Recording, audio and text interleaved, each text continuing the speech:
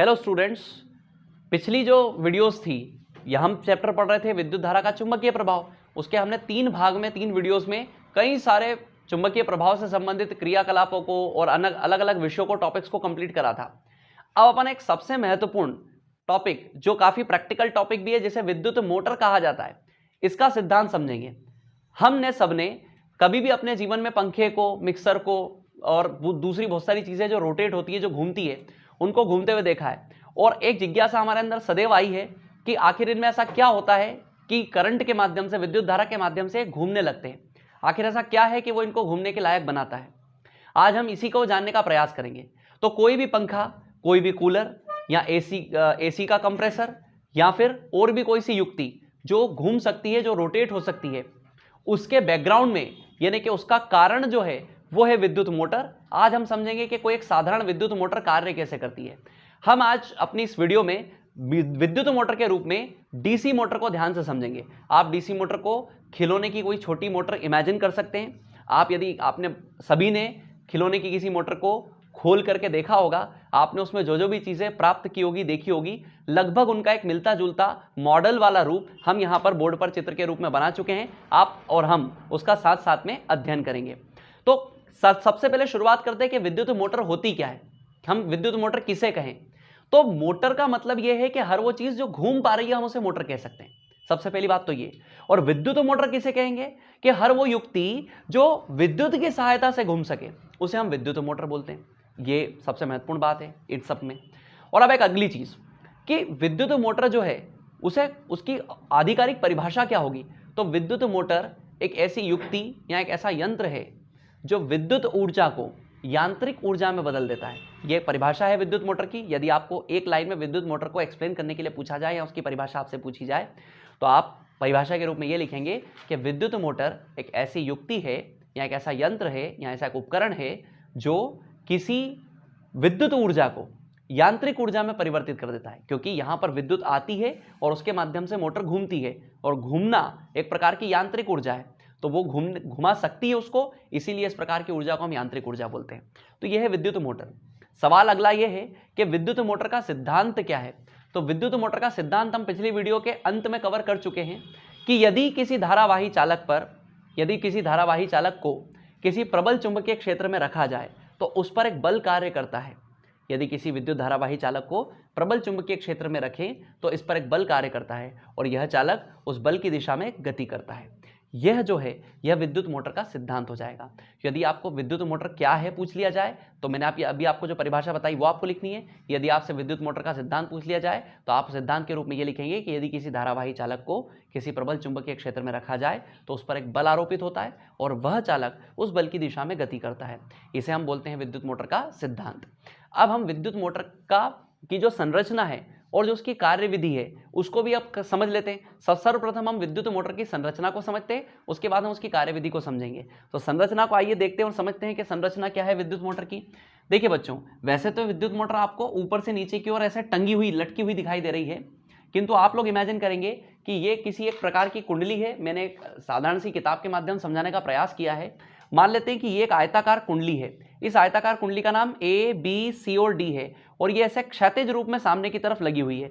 अब मैंने इसको मेरे हाथ पर रख रखा है, लेकिन ये कुंडली घूम सकती है, इसलिए इसको पीछे से आप लोगों को किसी एक साधन के माध्यम से जोड़ना पड़ेगा जो किसी दीवार पर सख्त बोर्ड के रूप में या स्टैंड के रूप में लगा हुआ रहे और ये उस पर घूम सके। तो जिस पर ये घूमती है उसको हम एक्सल बोल सकते हैं, उसको हम एक्सल बोलते हैं, जिस पर ये घूम सकती है।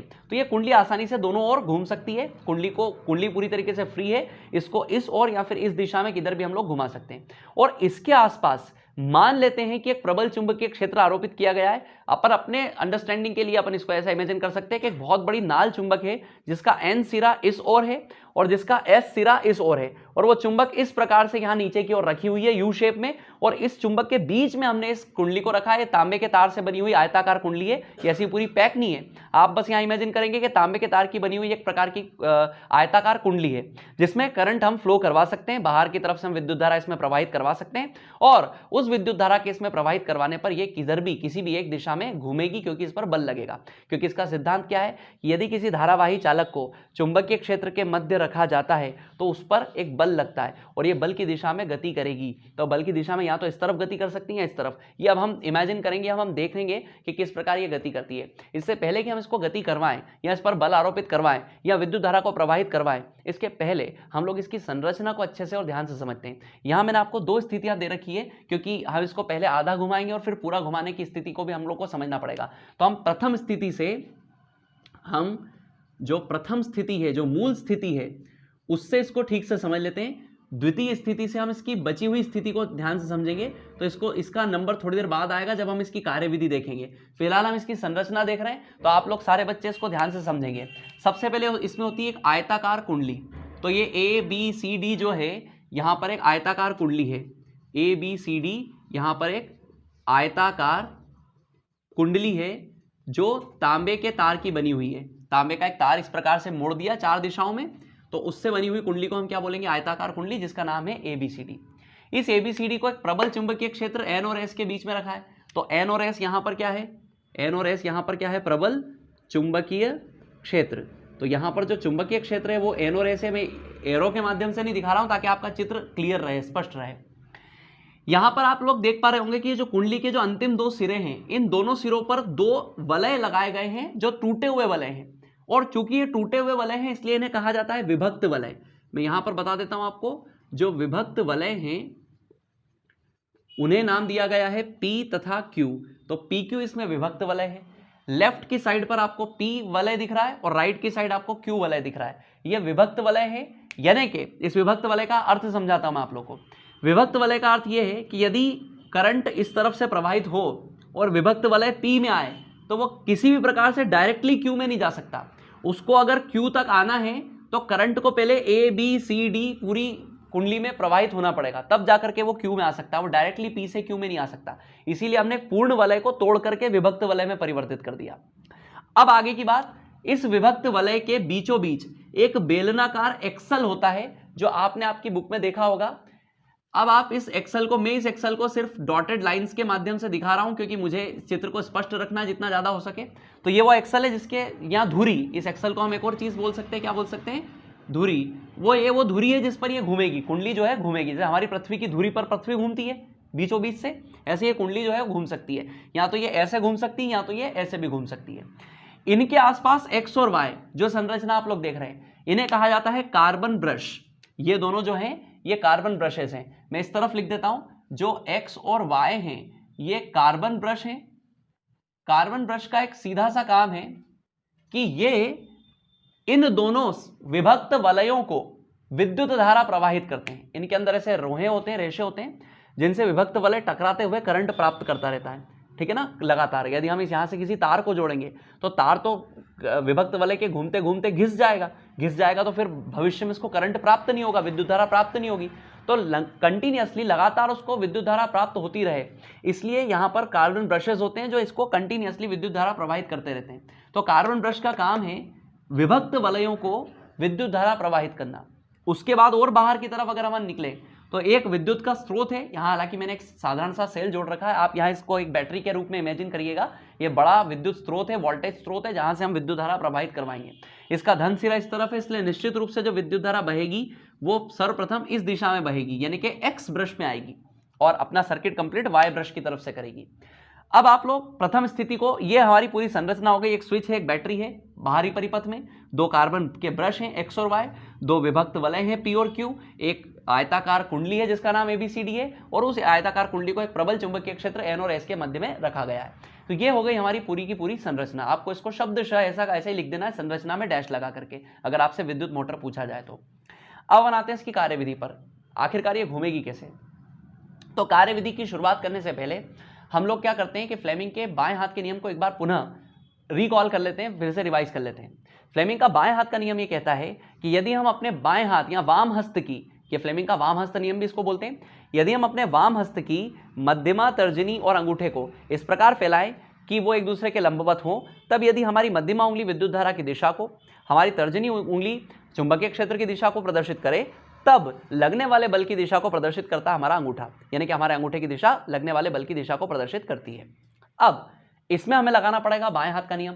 तो यदि मैं इसकी कार्यविधि की शुरुआत करता हूं तो मैं कार्यविधि की शुरुआत में कार्यविधि लिख करके डैश लगा करके सबसे पहले ये लिखूंगा कि फ्लेमिंग के बाएं हाथ के नियम के अनुसार। ऐसा मुझे लिखना जरूरी है, कारण क्या है कि ये जो विद्युत मोटर है ये फ्लेमिंग के बाएं हाथ के नियम के आधार पर कार्य करती है, यानी कि इसकी कार्यविधि फ्लेमिंग के बाएं हाथ के नियम पर आधारित है। इसलिए आप फ्लेमिंग के बाएं हाथ के नियम को अपने उत्तर में जरूर शामिल करिएगा। चाहे तो आप उसको अलग से भी फ्लेमिंग का बाएं हाथ का नियम और डैश करके लिख सकते हैं, या फिर आप कार्यविधि में डैश करके लिख देंगे कि फ्लेमिंग के बाएं हाथ के नियम के अनुसार, और उसको आगे एक्सप्लेन कर देंगे इस कुंडली के मामले में, यानी कि अपनी इस मोटर के मामले में। अब कैसे ये सब कुछ होगा जरा ध्यान से आप लोग समझिए। जब हम स्विच को ऑन करते हैं स्पष्ट रूप से विद्युत धारा धन सिरे से प्रवाहित होती है, ब्रश एक्स में जाती है, ब्रश एक्स से वो जो विभक्त वलय पी है इस विभक्त वलय पी में जाती है, विभक्त वलय पी से विद्युत धारा इस दिशा में बढ़ते हुए सर्वप्रथम कुंडली के बिंदु ए पर आती है। जब विद्युत धारा कुंडली के बिंदु ए पर आएगी तो प्रथम दृष्टया उसकी जो दिशा होगी विद्युत धारा की वो ए से बी की ओर होगी, यानी कि अगर हम यहाँ बोर्ड के हिसाब से देखें तो नीचे से ऊपर की ओर, और यदि हम क्षैतिज रूप में देखें, इस रूप में देखें तो वो इस दिशा में जा रही है, यानी कि आपकी तरफ से बोर्ड की तरफ जा रही है। क्षैतिज रूप में देखें तो याद रखिएगा ये जो विभक्त वलय हैं इनकी संरचना कुछ इस प्रकार की होती है। विभक्त वलय की इनके बीच में यहाँ पर एक गैप होता है, हालांकि एक गैप नीचे भी होता है लेकिन हम उसको इस प्रकार दिखा नहीं सकते, तो आप ऐसा समझिएगा कि एक गैप ऊपर की तरफ होता है और बिल्कुल इसी तरीके से एक गैप नीचे की ओर होता है। तो दोनों ऊपर नीचे गैप होते हैं, दोनों वलय जो रहते हैं विभक्त वलय वो एक दूसरे से दूर दूर होते हैं। अब यदि हम इसमें विद्युत धारा का प्रवाह करवाएं तो फ्लेमिंग के नियम के अनुसार हम इसे कुछ इस प्रकार समझेंगे। आप लोग जरा ध्यान दीजिए, यदि विद्युत धारा ऊपर की ओर जा रही है यानी कि ए से बी की दिशा में जा रही है, चुंबकीय क्षेत्र एन से एस की तरफ लग रहा है, चुंबकीय क्षेत्र ऐसे ही लगेगा, तो चुंबकीय क्षेत्र यदि एन से एस की ओर लग रहा है जो आप देख पा रहे हो, तो जो बल है मैं आपको थोड़ा सा इसको नीचे करके बता देता हूं। ये मेरा अंगूठा जो है वो बल की दिशा को प्रदर्शित कर रहा है, किंतु मैं यदि स्पष्ट बताऊं तो ये बल नीचे की ओर लग रहा है, यानी कि ए बी वाला जो सिरा है वो ए बी वाला सिरा नीचे जाएगा। स्पष्ट है कि यदि ए बी वाला सिरा नीचे जाएगा तो अपने आप सी डी वाले सिरे को कहां आना है, ऊपर की तरफ आना है, किंतु यहां सी डी वाला सिरा अपने आप तो ऊपर आता ही आता है, किंतु साथ साथ में इस सिरे पर भी बल लगता है। वो किस प्रकार लगता है उसको भी समझिए। अब इसको यहां ध्यान से समझिएगा, जब ये करंट यहां से बी से सी में आता है और सी से डी में आता है, तो जब करंट सी से डी में आता है तो यहां पर करंट की दिशा में परिवर्तन हो गया। अभी भी चुंबकीय क्षेत्र की दिशा इसी ओर है क्योंकि हमने चुंबक को परिवर्तित नहीं किया, तो चुंबकीय क्षेत्र की दिशा तो इस ओर ही है, किंतु अब की बार विद्युत धारा की दिशा नीचे की ओर हो गई, यानी कि सी से डी की ओर। आप लोग इसको और इसको देख लीजिए, आप लोग मेरे बाएं हाथ को और इसमें प्रवाहित विद्युत धारा और चुंबकीय क्षेत्र की दिशा को। चुंबकीय क्षेत्र अभी भी एन से एस की ओर जा रहा है, विद्युत धारा सी से डी की ओर जा रही है, तो मैंने विद्युत धारा की दिशा नीचे की ओर दिखाई। अब आप स्वयं देखिए कि लगने वाला बल आपकी ओर यानी कि हमारी ओर आ रहा है, तो अपने जो लगने वाला बल है वो ऊपर की ओर आ रहा है, इसलिए हम ये स्पष्ट कर पाते हैं कि सीडी वाला सिरा ऑटोमेटिकली कहां आएगा, ऊपर की ओर आएगा। इसका अर्थ ये हुआ कि प्रथम रोटेशन में यानी कि प्रथम बार इसके घूर्णन में ए बी वाला हिस्सा जाता है नीचे और सी डी वाला हिस्सा आता है ऊपर। तो यदि मैं इसके घूर्णन की दिशा बताऊं तो वो दिशा कुछ इस प्रकार होगी, यानी कि ये वाला हिस्सा ऊपर आएगा और ये वाला हिस्सा कहां जाएगा, नीचे। मैं एक बार फिर से नाम से स्पष्ट कर देता हूं कि सी डी वाला हिस्सा अपने आप ऊपर आएगा और ए बी वाला हिस्सा नीचे जाएगा। यदि मैं इसको मेरे द्वारा बनाई हुई इमेजिन करी हुई कुंडली पर देखूं तो मैं आपको कह सकता हूं कि ए बी वाला हिस्सा जाएगा नीचे और सी डी वाला हिस्सा जाएगा ऊपर। तो यदि मैं इसे क्षैतिज रूप में पकड़े हुए हूं तो ये कुंडली कुछ इस प्रकार घूम रही है, ये कुंडली इस प्रकार से घूमना शुरू करती है। अब जब ये कुंडली ऐसे घूमते हुए यहां पर आ जाती है, इस पोजिशन पर आ जाती है, यानी कि वो ऊर्ध्वाधर रूप में खड़ी हो गई है, यानी कि लगभग 1/4 घूम चुकी है।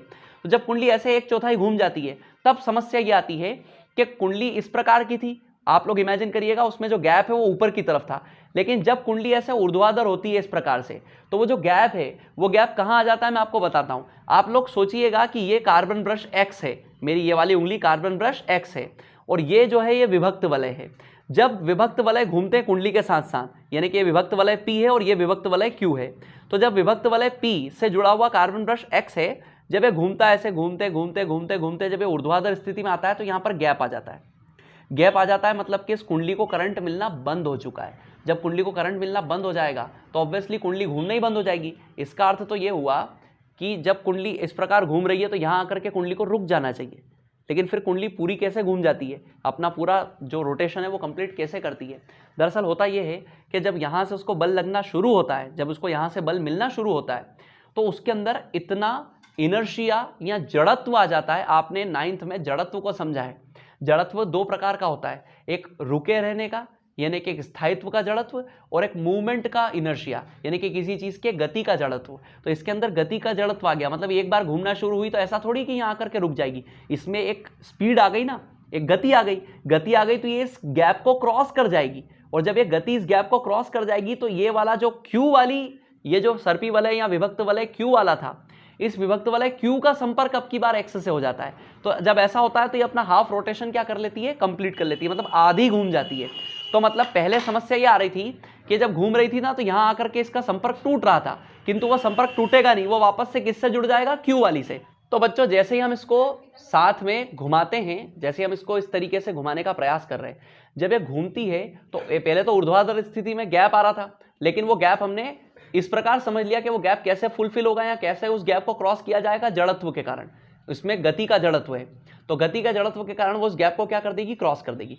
जब इसको क्रॉस करती है तो पलटने के बाद इसकी स्थिति कुछ ऐसी हो जाती है कि सीडी वाला हिस्सा अब की बार बाईं ओर आ जाता है और एबी वाला हिस्सा दाईं ओर चला जाता है। अब इसको अगली बार आधा कैसे घुमाया जाएगा, इसको भी आप लोग ध्यान से समझ लीजिए। मैंने द्वितीय स्थिति का चित्र जो है पहले से ही आपको समझाने के लिए बना रखा था। अब आप इस द्वितीय स्थिति को जरा ध्यान से देखिए। अपन ने बैटरी के सिरे को परिवर्तित नहीं किया है, ना ही अपन ने स्विच के सिरे को परिवर्तित किया है। स्विच भी वही है, बैटरी भी वही है, विद्युत धारा भी उसी दिशा में प्रवाहित होगी जिस दिशा में पिछली बार प्रवाहित हो रही थी।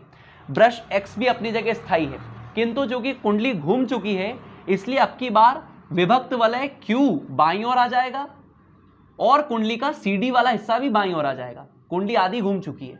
कुंडली का दाएं हिस्से में ए भी आ जाएगा और साथ ही साथ एक जो विभक्त वलय पी है वो भी दाईं ओर आ जाएगा। मतलब पहले पी, आप पिछली स्थिति को ध्यान से देखिए, पी बाईं ओर था, क्यू दाईं ओर था, पी बाईं ओर था, क्यू दाहिनी ओर था।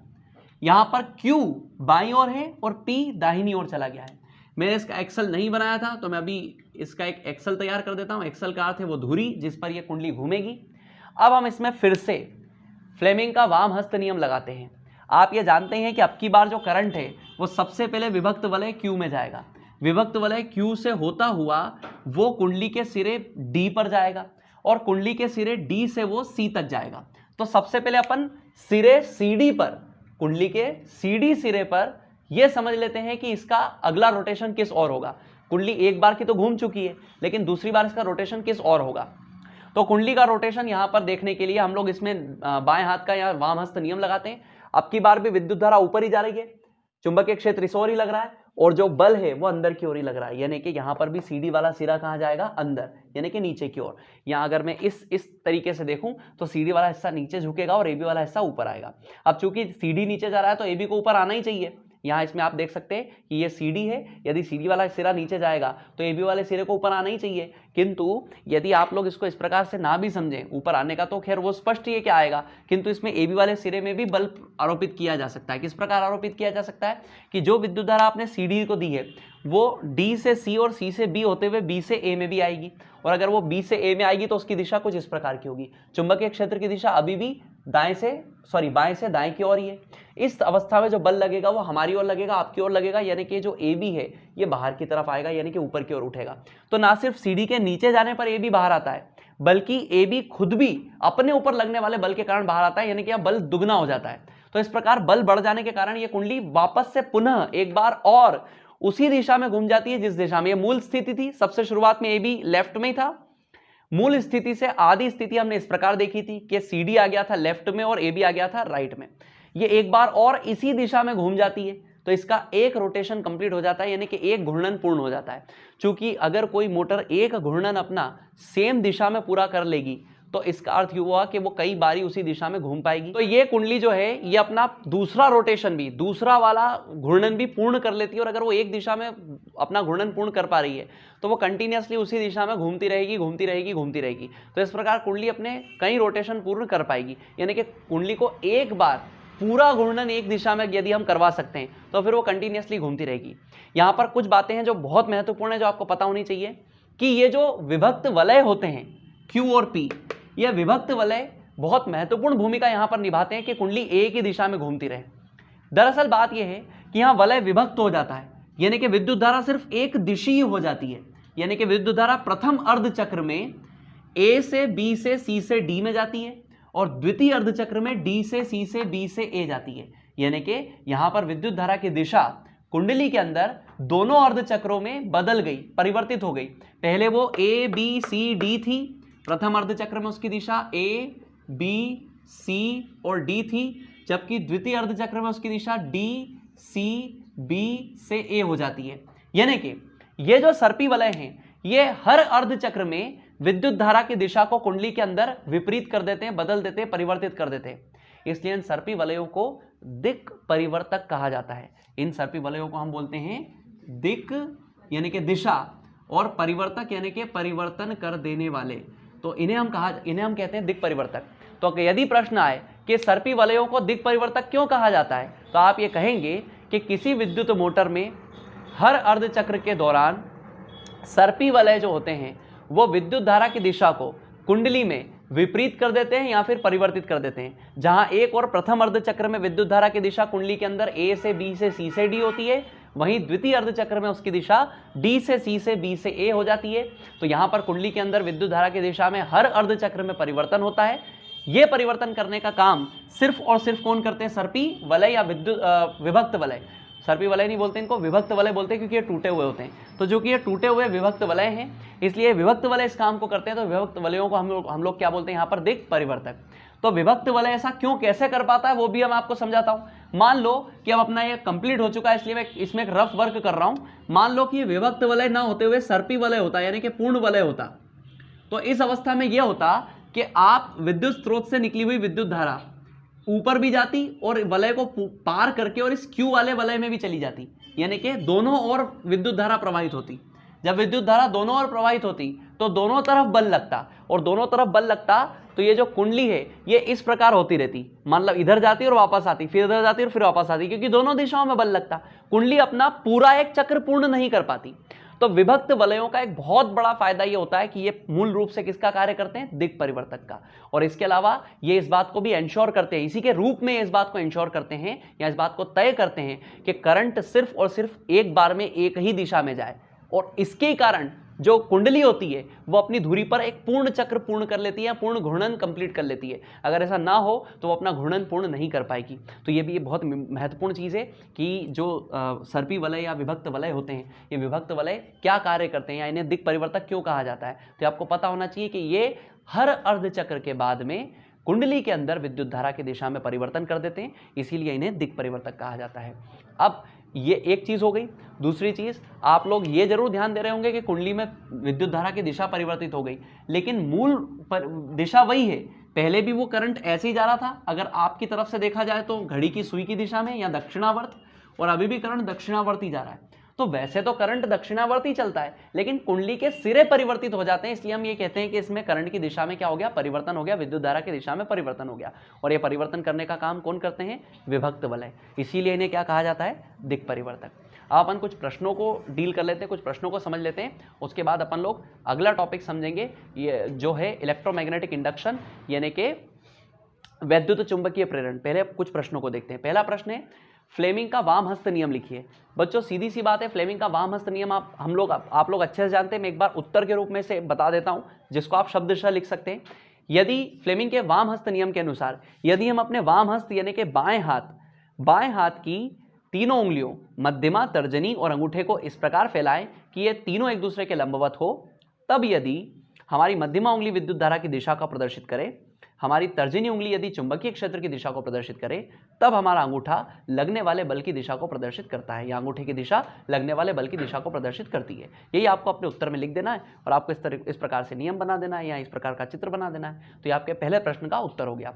द्वितीय प्रश्न जो दिया हुआ है वो ये है कि विद्युत मोटर का सिद्धांत क्या है। विद्युत मोटर का सिद्धांत ये है कि आप पहले तो इसको हेडिंग लगा करके लिखेंगे कि विद्युत मोटर का सिद्धांत, और डैश करके आपको ये लिखना है, यदि किसी धारावाही चालक को प्रबल चुंबकीय क्षेत्र में रखें तो वह एक बल का अनुभव करता है और वह उस बल की दिशा में गति करता है, यानी कि उस बल की दिशा में उसकी क्या होगी? गति भी होगी। यह आपके दूसरे प्रश्न का उत्तर है। अब बात कर लेते हैं तीसरे प्रश्न की। तो तीसरा प्रश्न है, विद्युत मोटर में विभक्त वलय की क्या भूमिका है। अभी मैंने स्पष्ट करी कि विभक्त वलय यानी कि जो P और Q है उनका एक महत्वपूर्ण योगदान होता है, वो ये होता है कि जो विभक्त वलय होते हैं वो हर अर्धचक्र में, आपको स्पष्ट रूप से अपने उत्तर में लिखना पड़ेगा कि विभक्त वलय प्रत्येक अर्धचक्र में कुंडली के अंदर विद्युत धारा की दिशा में परिवर्तन कर देते हैं, इसीलिए विभक्त वलयों को दिक् परिवर्तक भी कहा जाता है। यह इस प्रश्न का स्पष्ट उत्तर है जो मैंने अभी बोला। आप इसको शब्दशः ऐसा कैसे ही वीडियो को पॉज करते हुए लिख लीजिएगा। तो ये आपके 3 प्रश्नों के इस प्रकार उत्तर हो गए। हमारा जो अगला वैद्युत चुंबकीय प्रेरण वाला जो टॉपिक है उसको हम अगली वीडियो में कवर करेंगे, क्योंकि उसी पर आधारित विद्युत जनित्र है। तो हम इन दोनों को अगली वीडियो में कवर करते हैं। तब तक के लिए आप सबका धन्यवाद। थैंक यू बच्चों।